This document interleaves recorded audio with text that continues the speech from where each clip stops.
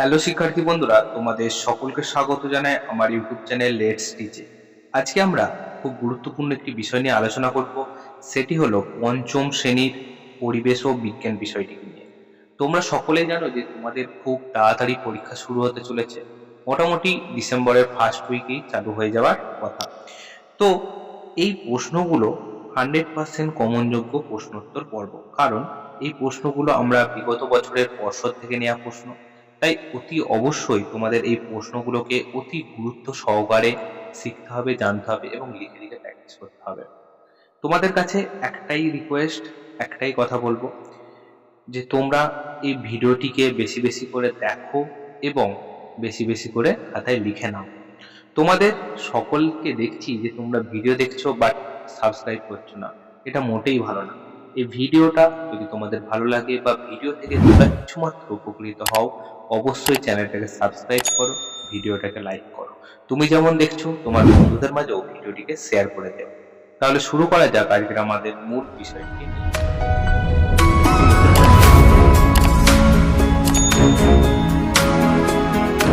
প্রথমে দেখো, যে জিনিসটা নিয়ে আমরা কথা বলবো সেটি হলো যে তোমাদের এই যে পরিবেশ বিজ্ঞান পরীক্ষাটা সময় কত। সময় হচ্ছে 1 ঘন্টা 40 মিনিট এবং মার্কস কত, মার্কস হচ্ছে 50 নম্বর।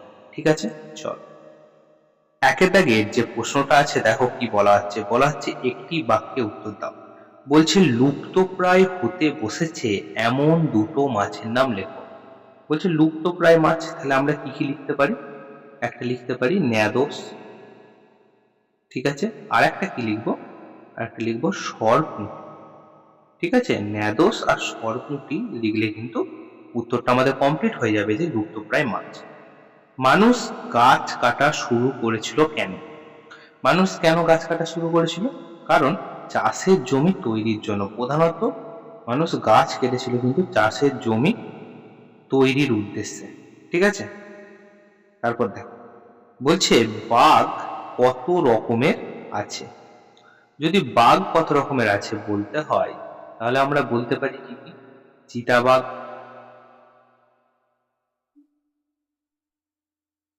সুমাত্রা দ্বীপের বাঘ, বালি দ্বীপের বাঘ ইত্যাদি অনেক প্রকারের বাঘ কিন্তু দেখা যায়। যদি বলতে হয় কত রকমের আছে, তাহলে আমরা এখানে বলবো 6 থেকে 9টি প্রজাতির বাঘ আমরা দেখতে পাই। 6 থেকে 9টি প্রজাতি। পরে প্রশ্ন বলছে পশ্চিমবঙ্গের প্রধান খনিজ সম্পদের নাম কি? পশ্চিমবঙ্গের প্রধান খনিজ সম্পদ কি? কয়লা। তো আমরা এখানটা কয়লা লিখে নেব। গ্রামে মাঠ থেকে ধান তুলে আনার জন্য কি গাড়ি ব্যবহার করা হয়? তাহলে আমরা কি গাড়ি ব্যবহার করি? গরুর গাড়ি ব্যবহার করি, তাই না? আমরা গরুর গাড়ি ব্যবহার করে থাকি। পরে বলছে কোথাকার পরিবহনের মাধ্যম উট। উট কোথাকার পরিবহনের মাধ্যম? সেটা হলো কি মরুভূমি। মরুভূমির একটি পরিবহনের মাধ্যম হলো কি? উট। তারপর বলছে কাঠকয়লা কি বানাতে কাজে লাগে? কাঠকয়লা কি বানায়? কাঠকয়লা হচ্ছে তুবড়ি। ঠিক আছে, আমরা যে সেই তুবড়ি জ্বালাই, সেই তুবড়ির মধ্যে যে মশলাটা, সেই তুবড়ির যে মশলা, সেটা কিন্তু বানাতে সাহায্য করে এই কাঠকয়লা। বিশ্ব পরিবেশ দিবস কোন দিন পালন করা হয়? তাহলে আমরা কি জানি? আমরা জানি 5ই জুন বিশ্ব পরিবেশ দিবস পালন করা হয়। পরের কি বলছে যে লাইসেন্স কি? যদি বলে লাইসেন্স কি, বলবো কোনো কিছুর একটা অনুমতিপত্র, সেটাকে লাইসেন্স বলে। যদি বলে গাড়ির লাইসেন্স, তাহলে আমাদের গাড়ি চালাতে গেলে আমাদের যে যে অনুমতিপত্রের প্রয়োজন, সেটাকেই বলবো গাড়ির লাইসেন্স। তাহলে লাইসেন্স কথার মানে কি? লাইসেন্স কথার মানে হলো অনুমতিপত্র। ঠিক আছে, এটা। পথের পাঁচালী বইটির লেখক কে? পথের পাঁচালী বইটির লেখক হচ্ছে বিভূতি ভূষণ বন্দ্যোপাধ্যায়। বিভূতিভূষণ বন্দ্যোপাধ্যায়। ঠিক আছে, বন্দ্যোপাধ্যায়। ঠিক আছে, চলো পরের প্রশ্ন দেখো। বলা হচ্ছে যে পুঁথি কি? তাহলে পুঁথি কি যদি বলি, তাহলে আমরা কি লিখবো? লাল সালুতে মোড়া তাল পাতার লেখা বই। তাল পাতায় লেখা বই। তাহলে লাল সালুতে মোড়া তাল পাতার উপর লেখা যে বই তাকে আমরা বলবো পুঁথি। ঠিক আছে, বলছে কোন দেশে প্রথম কাগজ তৈরি হয়? তাহলে কোন দেশে প্রথম কাগজ তৈরি হয়? তাহলে উত্তরটা কি হবে? উত্তরটা হবে চীন দেশে, তাই না? চীন দেশে প্রথম কাগজ আবিষ্কার হয়। দেখো, তারপর বলছে টেলিস্কোপ কে আবিষ্কার করেছেন? টেলিস্কোপ টেলিস্কোপ কে আবিষ্কার করেছে? আমরা জানি যে টেলিস্কোপ যিনি আবিষ্কার করেছেন তিনি হলেন গ্যালিলিও। বিডিওর পুরো নাম কি? বিডিওর পুরো নাম হলো block development officer. Block development officer, ইনি হলেন বিডিও। ঠিক আছে, চল এবারে পরের প্রশ্নে আসো। দেখো, পরের প্রশ্ন কি বলা হচ্ছে যে সঠিক উত্তরটি নির্বাচন করো। তাহলে সঠিক উত্তরটি নির্বাচন করতে হবে। প্রথমে দেখো বলছে কয়লার সঙ্গে মাটি মিশিয়ে তৈরি হয়। কি তৈরি হয় কয়লার সাথে মাটি মিশিয়ে? গুল, ডিজেল নাকি ছাই? তাহলে সঠিক উত্তরটি কি হবে? সঠিক উত্তরটি হবে গুল। ঝালং জলবিদ্যুৎ কেন্দ্রটি গড়ে উঠেছে কোথায়? তিস্তা নদীতে, গঙ্গা নদীতে, জলঢাকা নদীতে? তাহলে সঠিক উত্তরটি হলো জলঢাকা নদীতে। জৈব গ্যাস পাওয়া যায় জল, মাটি, গোবর থেকে। তাই জৈব গ্যাস কোথা থেকে পাওয়া যায়? জৈব গ্যাস পাওয়া যায় গোবর থেকে। কলকাতায় রিক্সা চালু হয় 1900, 1914, 1918 সালে। তাই সঠিক উত্তরটি কি হবে? সঠিক উত্তরটি হবে 1914 সাল থেকে। আমাদের সকল শক্তির উৎস কে? সূর্য, আকাশ নাকি বায়ু? তাহলে আমাদের সকল শক্তির উৎস হলো সূর্য। তাহলে সঠিক উত্তরটি কি হলো? সঠিক উত্তরটি হলো সূর্য। ঠিক আছে, তিনের দাগে যেটা বলা হচ্ছে দেখো, বলছে উপযুক্ত শব্দ বসিয়ে শূন্যস্থান পূরণ করো। সুতো দিয়ে তৈরি জালের এক একটি খোপকে কি বলে? ঠিক আছে, তো সঠিক উত্তরটি যেটা হবে যে সেটা আমরা বলবো যে খোপ বা নেট। ঠিক আছে, খোপ বা নেট। আগে গাছের ড্যাশ ওপর লেখা হতো। আগে গাছের পাতার ওপর। তাহলে আমরা এখানে লিখে দেবো কি? পাতার ওপর লেখা হতো। বন কমছে তাই পশুরা বারবার ড্যাশ চলে আসছে। বন কমছে তাই পশুরা বারবার কোথায় চলে আসছে? লোকালয়ে। তাহলে আমরা এখানটা লিখবো লোকালয়ে পশুরা চলে আসছে। মাজার মানে ড্যাশ। মাজার মানে কি? পীর সাহেবের কবর স্থান। ঠিক আছে, এটা কিন্তু খুব গুরুত্বপূর্ণ এই ঘয়েরটা। মাজার মানে কি? ঠিক আছে, এটা ভালো করে দেখে যাবে। কম কার্বনযুক্ত কয়লা পোড়ালে ড্যাশ বেশি হয়। কম কার্বনযুক্ত কয়লা পোড়ালে কি বেশি হয়? ধোঁয়া বেশি হয়। ঠিক আছে, তাহলে আমরা এখানে লিখে দেবো কম কার্বনযুক্ত কয়লা পোড়ালে ড্যাশ বেশি হয়, ধোঁয়া বেশি হয়। ঠিক আছে, এখন আমরা যে জিনিসটা দেখবো সেটা হলো যে 4 দাগের যে প্রশ্নটা আছে দেখো, যে টিকা লেখো। ঠিক আছে, যে টিকাগুলো আছে জীবাশ্ম জ্বালানি, ধূমকেতু, হরপাবান, ভূমিকম্প, পানসি, এগুলো চলো আমরা দেখে নিই অন্য একটা পেজেতে, সেখানে সুন্দরভাবে আমরা লিখে রাখছি। ঠিক আছে, তো প্রথমে দেখো 5 দাগে যেটা আছে কি আছে, এটা হলো টিকা। টিকাতে প্রথমটা আছে দেখো জীবাশ্ম জ্বালানি। তাহলে জীবাশ্ম জ্বালানি সম্পর্কে আমরা কি জানি? দেখো, বলছে যে সকল জ্বালানিগুলো উদ্ভিদ বা প্রাণীর দেহাবশেষ থেকে তৈরি হয়েছে, যা আমরা মাটির তলা থেকে পাওয়া যায়, তাই হলো জীবাশ্ম জ্বালানি। তাহলে জীবাশ্ম জ্বালানি কোনগুলো? যে সকল জ্বালানিগুলো উদ্ভিদ বা প্রাণীর দেহাবশেষ থেকে তৈরি হয়েছে। ধরো যখন ভূমিকম্প হয়েছিল বহু বহু যুগ আগে, তখন কি হতো? সেই সকল গাছগুলো মাটির তলায় চাপা পড়ে যায়, এবং মাটির তলায় থাকা তাপ এবং উপর থেকে আসা চাপ, এই দুইয়ের ফলে তৈরি হয়েছে জীবাশ্ম জ্বালানি। ঠিক আছে, এইভাবে জীবাশ্ম জ্বালানি তৈরি হয়েছে। তাহলে জীবাশ্ম জ্বালানির উদাহরণ কি কি দেওয়া আছে দেখো, কয়লা আর পেট্রোলিয়াম। কয়লা, পেট্রোলিয়াম ইত্যাদি। ঠিক আছে, তাহলে আমরা জীবাশ্ম জ্বালানিটা জানলাম জীবাশ্ম জ্বালানি কি। পরে দেখো বলছে কি, বলছে ধূমকেতু। এবারে দেখো ধূমকেতু। ধূমকেতু তাহলে আসলে জিনিসটা কি? ধূমকেতু হলো বরফ জমা পাহাড়ের মতো ছুটে বেড়াচ্ছে আকাশে। বরফ জমা পাহাড়ের মতো দেখতে। মাঝে মাঝে সূর্যের কাছে চলে আসে, তখন তাকে দেখতে অনেকটা কিসের মতো লাগে বলো? ঝাঁটার মতো দেখতে লাগে। তো এমন একটা ধূমকেতুর কিছু অংশ একবার পড়েছিল কি? বৃহস্পতির ওপর আছড়ে পড়ছিল। ঠিক আছে, তাকে আমরা জেনেছিলাম যে বৃহস্পতির ওপর একটা ধূমকেতু আছড়ে পড়বে। তো তো এই হলো ধূমকেতুর টিকা। চলো পরে বলছে কি হরপা বান।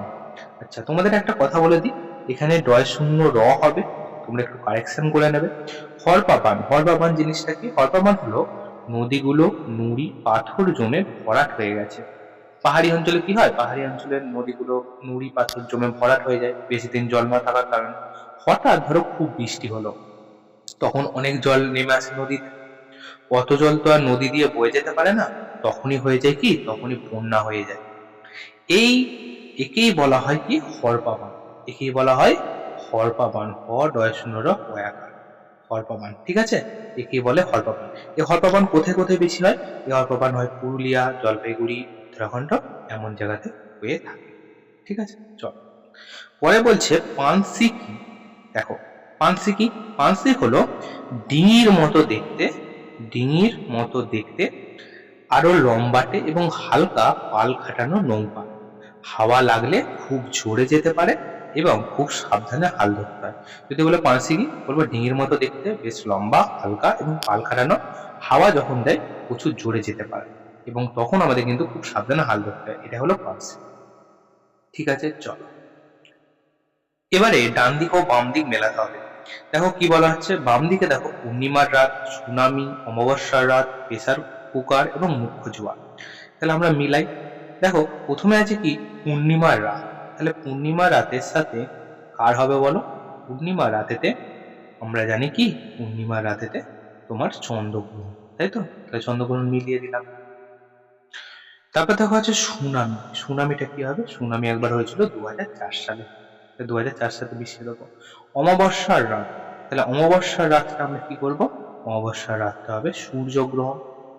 মুখ্য জোয়ার, মুখ্য জোয়ার কখন হয়? চাঁদের আকর্ষণ। আর প্রেসার কুকারটা হবে আইএসআই ছাপযুক্ত।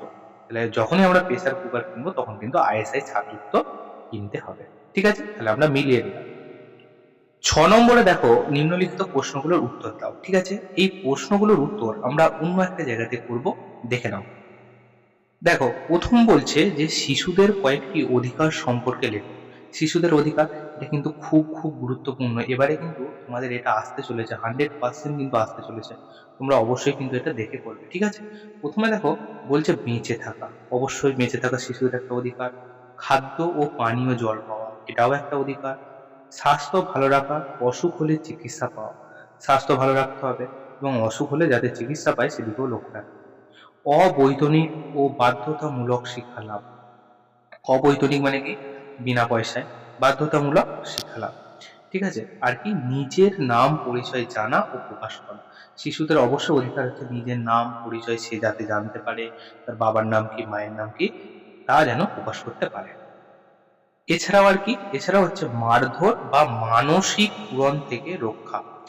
অবশ্যই শিশুদের মারধর বা তাদের মানসিক প্রেসার ক্রিয়েট করা এসব চলবে না। ঠিক আছে, এইটাই। পরে প্রশ্ন বলছে রাস্তায় বেরোলে কি কি করা উচিত, কি কি করা উচিত না। প্রত্যেকটা প্রশ্ন 100% আসবে এবারে। এই প্রশ্নগুলো দারুণ দারুণ প্রশ্ন। ঠিক আছে, দেখো রাস্তায় বেরোলে তাহলে আমাদের কি কি করা উচিত। প্রথমে দিয়ে আছে কি কি করা উচিত, তাহলে আমাদের কি করতে হবে?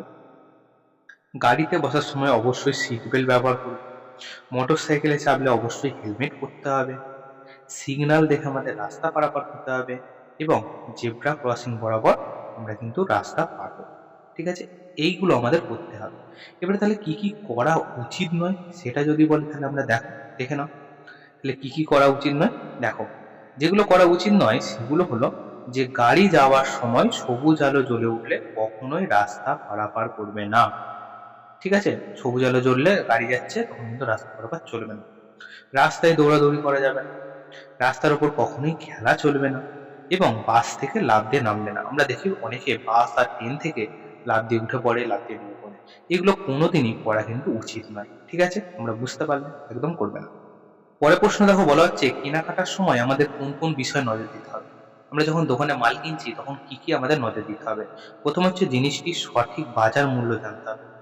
ঠিক আছে, আমাদের জিনিসের যে সঠিক বাজার মূল্য এখন কেমন দাম চলছে সেটা নজর রাখতে হবে। জিনিসটির এক্সপায়ারি ডেট দেখে কিনতে হবে। অবশ্যই তোমরা ডেট দেখে কিনবে, যখন ওষুধ কিনবে বা যে কোনো জিনিস কিনবে অবশ্যই ডেটটা একদম দেখতেই হবে, ম্যান্ডেটরি।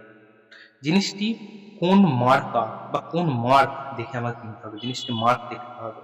ঠিক আছে, দেখো কি মার্ক বলে দিয়েছে, যেমন আইএসআই মার্কা, কোনো লোহার জিনিস কিনলে বা প্রেসার কুকার বা হেলমেট দেখতে হবে সবসময় আইএসআই মার্কা। এফপিও মার্কা, এফপিও যেমন ঘি তেল এইগুলোতে দেখতে পাবে এফপিও মার্কা। ঠিক আছে, আর একটা দেখবে আগ মার্কা। ঠিক আছে, আগ মার্কা, আগ মার্কা থাকে, যেমন কোথায় দেখতে পাবো এগুলো, সর্ষের তেলে দেখতে পাবো। তো এইগুলো কিন্তু দেখে তোমাদের অবশ্যই জিনিস কিনতে হবে, মাথায় রাখতে হবে। পরে দেখো বলা হচ্ছে চন্দ্রগ্রহণ কিভাবে সম্পন্ন হয়, ছবি সহ আলোচনা। দেখো চন্দ্রগ্রহণ কিভাবে আলোচনা হয়। সূর্য পৃথিবী চাঁদ যখন এক সরলরেখায় আসে তখন সূর্যের আলো পৃথিবীর ওপর এসে পড়ে। তারপর যখন পৃথিবীর ছায়া চাঁদের ওপর পড়ে তখনই হয় সূর্যগ্রহণ। দেখো তোমরা স্ক্রিনে একটা ছবি দেখতে পাচ্ছ সূর্য চন্দ্রগ্রহণের। তো সেটাতে দেখো যে প্রথমে সূর্য, তারপর পৃথিবী আছে, তারপর চাঁদ আছে, এরা যখন এক সরলে, তারপরে সূর্যের আলোটা যখন পৃথিবীর উপর পড়লো, পৃথিবীর ছায়াটা কোথায় পড়বে, নিশ্চয়ই চাঁদের উপর পড়বে। ওই চাঁদের উপর পড়ার ফলে পৃথিবীর লোকেরা চাঁদটাকে আস্তে আস্তে দেখতে পাবে না। এই ঘটনা যখন হয় তখনই এই ঘটনাটাকে বলা হয় চন্দ্রগ্রহণ। ঠিক আছে, নিশ্চয়ই বুঝতে পারছো। চলো পরের প্রশ্ন দেখো, বলছে কোনটি বিশ্ব বয়স্ক দিবস হিসেবে পালিত হয়। কোন দিনটিকে, আমরা জানি যে 1 অক্টোবর। এটা কিন্তু খুব গুরুত্বপূর্ণ প্রশ্ন, যে কবে বিশ্ব বয়স্ক দিবস পালন হয়, 1 অক্টোবর। এটা অবশ্যই কিন্তু মনে রাখবে। তুমি কিভাবে পালন করবে, বললে বলবো যে এই দিন বিশ্ব বয়স্ক দিবস, বয়স্কদের প্রতি আমরা শ্রদ্ধা জানাবো, সম্মান জানাবো, তাদের কথা ভাববো এবং তারা যে যে কাজগুলো আমাদের করতে বলবে অবশ্যই আমরা তাদের করবো এবং তাদের সাহায্য করবো, যেমন রাস্তা পার করে দেওয়া, যেমন তাদেরকে বিভিন্ন রকম অন্যান্য সামাজিকমূলক কাজে সহায়তা করে। ঠিক আছে, চলো লাস্ট প্রশ্ন দেখো, বলছে সূর্যের পর সবচেয়ে কাছের গ্রহ কোনটি, সূর্য থেকে পৃথিবীর আলো আসতে কত সময় লাগে। সূর্যের পর সবচেয়ে কাছের গ্রহ যেটা হলো সেটা হলো প্রক্সিমা সেন্টাউরি। তাহলে আমরা প্রথম উত্তর পেলাম যে সূর্যের সবচেয়ে কাছের গ্রহ হলো প্রক্সিমা সেন্টাউরি। সূর্য থেকে পৃথিবীতে আলো আসতে কত সময় নেয়, সূর্য থেকে পৃথিবীতে আলো আসতে সময় লাগে মাত্র 8 মিনিট। ঠিক আছে, তোমরা যদি ইংলিশটা না বুঝতে পারো, মাত্র 8 মিনিট সময় লাগে। ঠিক আছে, তাহলে বন্ধুরা আজকে আমরা পঞ্চম শ্রেণীতে পরিবেশ ও বিজ্ঞান বিষয়টিকে নিয়ে আলোচনা করলাম। খুব খুব গুরুত্বপূর্ণ একটি আলোচনা ও অ্যানালিসিস করলাম। অনেক সময় ধরে তোমাদের সুন্দরভাবে কিন্তু বুঝিয়ে দিয়েছি। অবশ্যই তোমরা এই ভিডিওটাকে শেষ পর্যন্ত দেখবে, ভিডিওটাকে বেশি বেশি করে দেখবে এবং খাতায় লিখে লিখে প্র্যাকটিস করবে এবং উত্তর লিখবে। যদি ভিডিওটি ভালো লাগে বা ভিডিও থেকে তোমরা কিছুমাত্র উপকৃত হও, অবশ্যই ভিডিওটিকে সাবস্ক্রাইব করে দাও, ভিডিওটিকে লাইক করো। তুমি যেমন দেখছো তোমার বন্ধুদের মাঝেও ভিডিওটিকে শেয়ার করে দাও। তাহলে দেখা হচ্ছে অন্য কোনো ভিডিওতে, অন্য কোনো দিন। After all thanks for watching, best of luck.